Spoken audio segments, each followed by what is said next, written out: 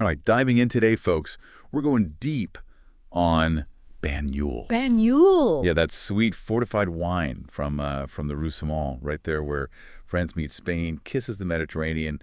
You sent over a really impressive collection of sources, really digging into it. The history, that unique terroir, all those kind of crazy methods they use to make this stuff. Our mission today, really figure out what makes this, what was it, liquid treasure of France? Liquid treasure, that's it. Why it's so special, why you, dear listener, should care. Absolutely. And the sources you sent, they really cover the whole waterfront. We got grape varieties, those super strict rules they have, the taste, and get this, all the crazy food it goes with, even some stuff about the challenges coming up, for Banyuls and what exciting stuff they're trying.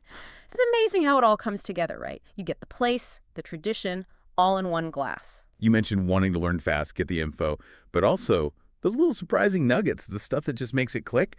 Well, Banyuls has got that in spades. So buckle up. We're off to this corner of the wine world. First off, where does this liquid treasure even come from? Like, origins? Roussillon region, that's its home turf. Like you said, it's right up against Catalonia culturally. You can taste that Mediterranean soul in the wine.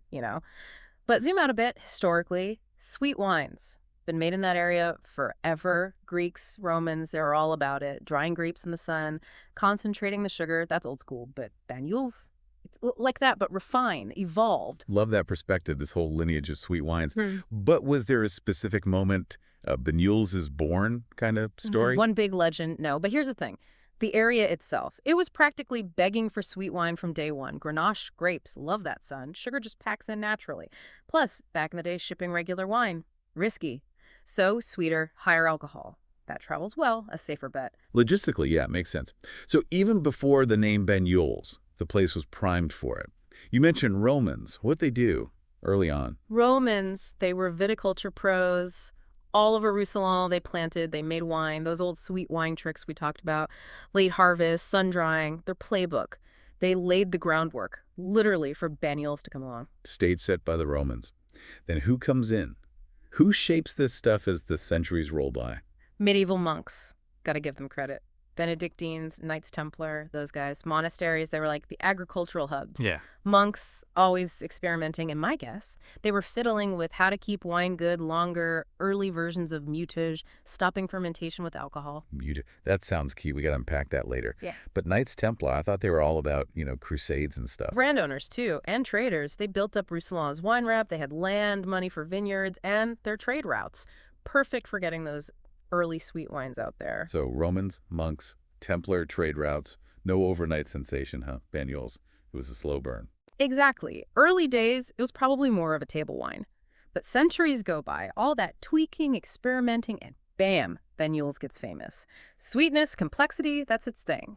And look at all the styles now, right? Rimage, tradition, hors Grand Cru. That shows you constantly aiming higher, expressing the land better and better. Okay, history lessons over. Show me the place, the terroir. Where does this magic actually happen? Oh, get ready. It's stunning. Banyuls comes from where the Pyrenees Mountains crash right into the Med. They call it the Côte Vermeille, the Vermilion Coast. Picture this. Vineyards on these insane slopes, terraced, facing the sea. The work those winemakers put in, it's crazy. Sounds picturesque, I'll say. But looks aside, what's the climate like? Harsh? Easy? Mediterranean textbook. Scorching summers, dry as a bone, then winters mild, bit of rain. Now that's sun. That's Grenache's best friend. Ripens those grapes fully, packs in the sugar, we know the drill. But the cool part, the sea breeze. It chills out the heat so grapes don't go nuts overripe. Plus it adds to the aromas, all those complex layers in the smell. Sea breeze. Sounds nice, but wasn't there some crazy wind too? Tramontane, right? Oh yeah, the Tramontane comes roaring down from the northwest, dry as can be. It's a 2-for-1 deal. 1, it dries out the vines, grapes too, so no fungus, important near the coast.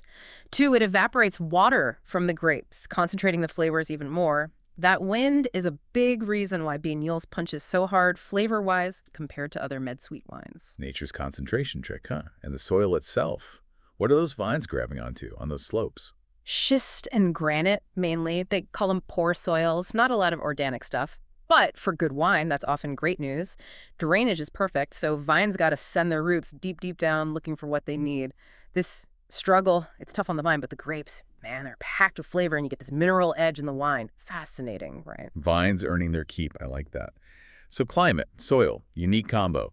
But you mentioned those slopes, different spots. Does that change the wine noticeably? Big time. The landscape is all over the place. Plus the sea, so you get this patchwork of microclimates in Banyuls, like the angle of a slope, which way it faces, sun exposure, that's huge, closer to the sea. Temperatures are mellower, more humid. Even a touch of salt in the air affects the grapes. Altitude matters too, even a little bit for temperature. And that wind shelter, changes how much water stays in the grapes. And of course, the soil, spot by spot, how it drains, the nutrients, it all adds up. The impressive part is the winemakers. They know this stuff inside out. They adapt everything they do to get the best out of each little pocket of vines. If you were tasting blind, I bet you could pick out that Banyuls intensity right away. The sun, the wind, and that mineral thing from the schist. It's like they're solving a flavor puzzle every year. All right, on to what's actually growing. Yeah. What grapes are we talking about here, the key players in Banyuls? Well, we've hinted enough. Grenache Noir, that's the king. Regular Banyuls needs at least 50% of it. Grand Cru. Bump that up to 75%. That's the heart and soul, deep red and black fruit, and that sugar potential, it's off the charts naturally. Grenache Noir, the lead singer. But what about backup vocals? What else gets in the mix? You got it. Grenache Gris, it's often in there, adds some delicacy, little hints of white fruit. Then Grenache Blanc brings the freshness, white fruit again, but maybe a little herbal thing going on. But it's not all Grenache Fest. Carignan can join the party, tannins, acidity, darker fruit, and spice. Syrah, that's for color, dark fruit again, but peppery, and it gives the wines some backbone structure. Last but not least, Mourvedre. Tannins, acidity, dark fruit, those herbal notes you expect from the med, plus it helps the wine age gracefully. One source mentioned this, though. It's small, but there's some folks wanting to play up some of the other grapes allowed. Could change things up down the line. Interesting to see. Sounds like Grenache has got the throne for now, though. Why are these grapes so good for this tough Banyuls area, the terroir we talked about? They like to take their time ripening. That's huge in that heat and dryness. Longer growing season, sun-drenched, sugar builds up like crazy. Now, Grenache's got thin skin, not great in rainy spots, rot can be a problem. But in Banyuls, perfect. Concentrates everything. The sugar, the aromas, all thanks to that sun. And you'll see a lot of gobelets vines, low to the ground, like bushes. Protects the grapes from that Tramontane wind, remember? And importantly, both Grenache and Mourvedre. Drought-tolerant champs. Summers can be bone dry there. These guys don't mind. The growers are smart, too. They manage the leaves, shade, sunlight. It's all calculated. It's like a whole ecosystem, everything connected. Yeah. Taking a step back, what are the big moments in the vineyard throughout the year for Banyuls? Spring kicks things off, bud break, as soon as it's warm enough. Then, late spring, early summer, it's flowering time. This is crucial. Weather can mess things up big time here. Affects how much fruit you get. Summer hits, and it's very soon. Grapes change color, the sugar party really starts. Then, late summer into fall, it's maturation time. This goes on longer for Banyuls, gotta get all that sugar. Finally, winter comes, vines go dormant, take a break, recharge for the next year. The whole dance is set to the Mediterranean's tune. The growers are watching the water situation like hawks, and that wind protection. Never forget it. Sounds like a busy year for the folks who work at those vineyards. What about the day-to-day stuff? How do they actually manage it? Those slopes. Forget machines, a lot of it's handwork. Harvesting, too, often. Pruning in winter, you'll see gobelet and cordon royet methods, keeping things tidy, in control. And the vines stay low, remember? Trellising techniques, all about taming the wind. Now, disease and pest control, mildew, oidium, those tiny grape moths, it's a fight. But more and more, they're going the sustainable route. That's the future. Sustainability. Good to hear. But what tricks do they use, specifically, to make sure those Banyuls grapes are top-notch? They hold back. Don't let the vines go crazy. Lower yields, less fruit per vine, means what's left. Super concentrator, flavor-wise. Canopy management, that's where they get picky with the leaves. Remove some strategically. More sun gets in, air circulates better, good for ripening, prevents disease. And harvesting, often by hand, no shortcuts. They can pick and choose, only the perfectly ripe grapes make the cut. Oh, and they're obsessed with phenolic maturity. It's about the tannins, tiny things in the grape skin, unripe, bitter, harsh, like an unripe banana. Phenolic maturity, they're softened up, integrated, makes the wine smoother, more enjoyable. Winemakers here, they're all over that detail. Man, every step is thought out right from the start. So grapes are in, at their peak. Now we're in the winery. What's the transformation like? From grape to that Banyuls goodness. This is where the old school meets the new school. You might see wooden vats, traditional, right next to stainless steel tanks, all temperature-controlled, fancy yeasts, the works. Sounds like a smart blend, old and new. But we got to talk mutage, that game changer we mentioned. Break it down for us. This is Banyuls' secret weapon, why it's a vin du naturel, naturally sweet. They take pure grape spirit, super strong stuff, 96% alcohol, and add it to the juice while it's fermenting. Yeast. They can't handle that. Fermentation stops dead. But the timing, that's the art. They add it exactly when the sweetness is perfect, usually only 5–10% of the sugar turned into alcohol. Mess that up, the whole thing's off. It's a skill. Years of experience. And here's the kicker, stopping it like that. It keeps the sweetness, but also those fresh fruit aromas, different from just concentrating sugar in the vineyard. A deliberate pause button, huh? Sweetness locked in. What happens next post-mutage? They let it sit with the grape skins, the solids, it's called maceration. More color comes out, tannins, aromas too. Then aging time. Could be stainless steel, oak barrels, all sizes and ages, or big wooden vats, they call them foudres. And then there's the rancio style, that's where things get wild. They age it in glass demijohns, out in the open, sun, wind, temperature swings, the works. This oxidizes the wine, gives it nutty, dried fruit notes, really unique, like aged nuts, dried fruit, sometimes even a balsamic hint. All intentional from that long, slow aging.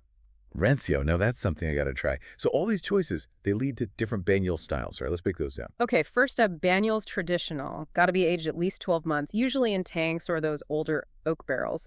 Expect stewed fruit, warming spices, and a little rancio peeking through. It's comfy, like a warm hug. What about rimage that was mentioned? Rimage, that's the young gun, all about fruit. Bottled early, so those bright red and blackberry notes are front and center. Total opposite of traditional age-wise. Freshness first, got it. Then there's Grand Cru, the one with all the rules. Grand Cru, that's the serious one. Minimum 30 months aging, 18 of those in oak. And like we said, 75% Grenache Noir, minimum, no messing around, all that time, especially the oak. More complexity, tannins smooth out, you get vanilla, toasty notes, and it'll age forever, practically. Concentrated oaky, ages like a champ. Yeah. I saw Banyuls Vin du Naturel too. Is that a separate style? And du naturel, that just means it was made sweet by stopping fermentation. That's the mutage we talked about. Sometimes it means it's young, fruity, not aged much, just in a tank. But really, it's the big category. All Banyuls styles fit under that. Makes sense. Thanks for clearing that up. Any other styles, maybe less common ones? Oh, yeah. Banyuls Blanc and Banyuls Rosé. Not as much of these made compared to the red, but they use the allowed white and red grapes, respectively. Blanc's got those fresh white fruit vibes. Rosé is all bright red fruit. So there's a Banyuls for everyone, basically. But with all these decisions, picking the grapes, mutage timing, what barrels to use, there's got to be someone in charge, right? Yeah. The mastermind. The enopologist, the winemaker, they're calling the shots every step of the way. They decide when to pick based on the ripeness they're going for. They nail that mutage timing to the second. How long to macerate, what aging works best for each style, how to blend different batches. The quality control, the style police, the artist, and the scientist all rolled into one. Art meets science. I like that. Okay. Okay, enough shop talk. Let's get sensory. Yeah. What's Banyuls like, smell-wise, taste-wise? Get those noses ready. Younger Banyuls, like Rimage, that's all fresh red and black fruit, like we said. But then you get those sweet spices, cinnamon, maybe a little cocoa, age it up. Those fruits get jammy, dried out. Figs, prunes, that kind of thing. Nuts come in, caramel, dark chocolate, coffee, even honey, and of course the older stuff, lots of rancio. You get that aged nuttiness, dried fruit, that balsamic complexity. I'm getting hungry already. Yeah. But what about the actual taste? How does it play out? Follows the nose, pretty much. Intense flavors that linger. Young stuff. Fruit bomb. Aged. Dried fruit, caramel, chocolate, spice, maybe a little earthy note. And many Banyuls have this cool thing, the finish. It hangs around, and sometimes a little salty tang, like a whisper of the sea. One article even mentioned that, surprised me. Sweet wine, but a saline edge from the coast. Salty and sweet, huh? That's unexpected. I'm intrigued. But how does it feel in the mouth? Weighty, light? How's the structure? Well, the alcohol's up there from the fortification, so there's definitely body warmth on the tongue. But it's not just sugar and booze. There's good acidity, too. Balances it out, keeps it from being cloying. Tannins depend on the style and age. Young ones are softer, older ones get more velvety, integrated. So not just a sweet, heavy syrup. There's nuance, complexity. Yeah. How would you describe the body overall? Medium to full-bodied, generally. But again, the style, the aging, that all plays a role. We've talked around it, but let's get specific. How does Banyuls change taste-wise as it ages? Young Rimage. Pure, vibrant fruit. Oak-aged stuff, traditional Grand Cru. Fruit gets stewed, dried, you get those spices. Caramel, nuts, even a little tobacco. Solera style, aged in the sun, that's Rancio City. Concentrated, dried fruit, nuts, spice, coffee. Then there's Ordage, the Grandpappy. Huge Rancio, dried fruits intense, nuts, dark chocolate, balsamic, the whole 9 yards. Even the color changes, from deep ruby when it's young to tawny amber as it ages. Sounds like a living thing, constantly evolving. Last question on this. How does everything we've talked about, the place, the grapes, the way they make it, how does that all affect the final taste? It's all one big dance. You can't separate them. The terroir, the schist, the sun, the tramontane wind, that's the foundation. It creates the concentration, the unique aromas. Grenache Noir, that gives you the red and black fruit, the spice is Banyuls DNA. And then the winemaking choices, skin contact time, that precise mutage, the aging vessels, that all shapes the style, the complexity, how it develops over time. Nature provides the canvas, the winemaker paints the picture. Poetic. I like it. Now, let's eat. What goes with Banyuls? Give us the food pairing rundown. This is where people get surprised. Yeah, it loves the local stuff. Roussillon Catalan food, truffle brioche, those snails they grill, cargols à la yuna, the local cheeses, perfect match. But it's adventurous, too. Asian food, sweet and sour, works great. Middle Eastern spices, no problem. Even some Latin American boldness, it can handle it. My mind's blown. I wouldn't have thought of that. But everyone thinks chocolate with sweet wine. How's Banyuls with that? Oh, match made in heaven. Dark chocolate. Banyuls tradition or rimage with those underlying berry notes. Milk chocolate, go for rimage, fruitier. But if you're going all out, decadent chocolate desserts, that's where Ordage shines. My sweet tooth is tingling. Fruit desserts. Can it handle those? Depends on the Banyuls, of course. Red fruit desserts, young, rimage, or tradition. Stone fruits, older Banyuls, more complex fruit notes. Dried fruit and nut stuff, Ordage all the way. You mentioned cheese earlier, savory stuff. Yeah. Any specifics there? Cheese is fantastic with Banyuls. Blue cheese, all that salty tang, creamy texture, plays off the sweet richness of tradition or Ordage. Hard-aged cheeses, nutty, a little sharp. They love those older Banyuls, too. Even aged goat cheese can work. It's surprising. Foie gras popped up in the research, too. Is that a thing? Classic, luxurious pairing. Seared foie gras, buttery, rich. Amazing with tradition or vieille vigne, more structure there. Foie gras terrine, smooth. Needs a complex Banyuls to match. Balance is key. I'm hearing that. The wine, the food got to work together. It's all about harmony, sweetness, acidity, aromas in the wine, gonna match the flavors, textures on the plate. Any pro tips for our listeners? Want to try some Banyuls pairings at home? Chill it a bit, not too cold, 14, 16 degrees Celsius, brings out the aromas. Think about intensity, too. Wine and food should be on the same level. And don't be afraid to experiment. Try different Banyuls styles. Have fun with it, see what you like. And of course, good company, nice atmosphere, that always helps. Wise words. All right, from the taste buds to the rule book. Official Banyuls, names, appellations, and who's making the good stuff. Names to know. They take this seriously. It's the denomination of controlled origin, DOC Banyuls, rules galore, so the wine stays top-notch, true to its roots. They got the Côte Vermeille area locked down, no fakes. Grapes, only the approved ones. Grenache Noir is the boss. Remember, percentages matter. Yields are controlled, can't just pump out tons of grapes. Quality over quantity. Mutage, we talked about it, strictly regulated. Minimum 15% alcohol, gotta hit that. And the aging. Depends on the style, but they got minimums for everything. Protection in place, no cutting corners. Remind us about those different Banyuls styles, officially speaking. You got it. Banyuls Tradition or Banyuls Rouge, at least 12 months aging, fruity style. Banyuls Rimage, young, fruity, bottled quickly. Banyuls VA Reserve, needs 30 months minimum, gets complex. Banyuls Ordage, 5 years aging minimum, that's where Rancio goes crazy. Then there's Banyuls Grand Cru, top dog. 30 months minimum, 18 of those in oak, at least 75% Grenache Noir. High quality, ages forever. And the less common ones, Banyuls Blanc and Rosé, lighter styles, but still awesome. A whole ranking system based on how it's made, how long it rests. But who's making this stuff? Names to look for. Lots of talent out there. Domaine de la Rectory, they're known for elegant, refined wines, especially their Grand Cru. Domaine du Mont Blanc, they go for intensity. The terroir really shines through. Domaine de la Casablanca, they're all about tradition, the classic Banyuls style. Café de Barou, it's a co-op, so they offer a bunch of different styles, good value often. Domaine Madelac, a bit more modern, but still making killer Grand Cru. Clos de Pauli, they're the organic folks really showcasing the pure terroir, but there's tons more, too many to name. So many great winemakers. Sounds like a region worth exploring. Yeah. But do they all work together? Like, is there a Banyuls club? Oh yeah, they got associations and they're vital. They make sure everyone follows the DOC rules, no cheating. They do marketing, promotion all together. Research development, they support that. They're the voice of the winemakers fighting for their interests. And they encourage collaboration, everyone sharing knowledge, helping each other out. Essential for Banyuls to thrive. Teamwork makes the dream work. But looking ahead, what's coming down the road? Challenges, opportunities? What's the future of Banyuls look like? Climate change, that's the big one, like everywhere else. Getting hotter, grapes might ripen too fast, sugar and acid get out of whack, heat waves, drought that stresses out the vines. They got to adapt, find heat-resistant grapes, maybe get smarter with irrigation, and keep the soil healthy so it holds water better. Global warming, a real threat. Yeah. Anything else keeping them up at night? Pests and diseases, that's always a battle. Grenache can be sensitive, and climate change makes it worse sometimes. So they got to keep going sustainable, integrated pest management, using good bugs to fight bad bugs, preventing problems before they start. And then there's the market. It's a jungle out there. Banyuls has competition, other sweet wines from around the world. And tastes are changing. People want less alcohol, less sugar. Banyuls got to keep up, maybe offer different levels of sweetness, experiment with lower alcohol versions.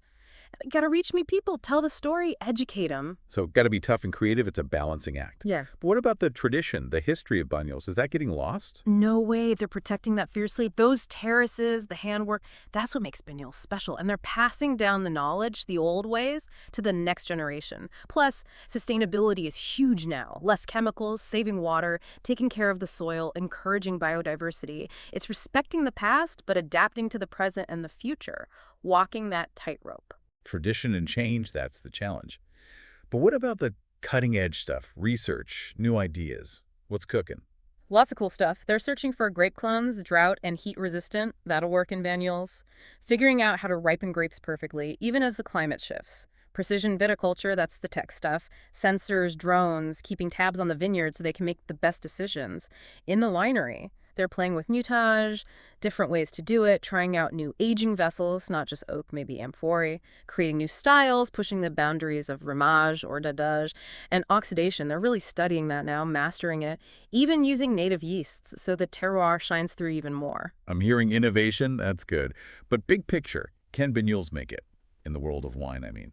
I think it's got a shot, a good one. It's got a story, that dramatic terroir, the history, the unique way they make it. Got to tell that story loud and clear. The Grenache character, the balance between sweet and tart, that's what makes it special. And yeah, adapt a bit, make styles for different tastes, lower alcohol maybe, get creative with food pairings. And tourism, getting people to experience the region firsthand, that builds loyalty. Banyuls can be a star in the sweet wine world. It just needs to show the world what it's got. Well said. Our Banyuls deep dive, it's coming to an end, but let's recap. Banyuls, it's not just sweet wine, it's a place, a history, a bunch of dedicated people pouring their heart into it. From those vineyards on the mountains to the crazy flavors and the surprising food pairings, it's a journey for your senses. You wanted to learn fast, get the deep info, and also those little nuggets that make you go, aha! Hopefully we delivered. You got the inside scoop on Banyuls. It's a fascinating wine. This was just a taste, folks. There's so much more to discover. Different years, specific producers, food adventures galore. Go find a bottle of Banyuls, maybe try a virtual tasting. Experience this liquid treasure for yourself. And one last thought to leave you with. Banyuls has history on its side, but it's facing some tough challenges in the world today. Will it keep going strong, captivating people in the future, or will it fade away? A hidden gem. And you, dear listener, you're part of this. What will you do to keep these traditions alive? Something to think about.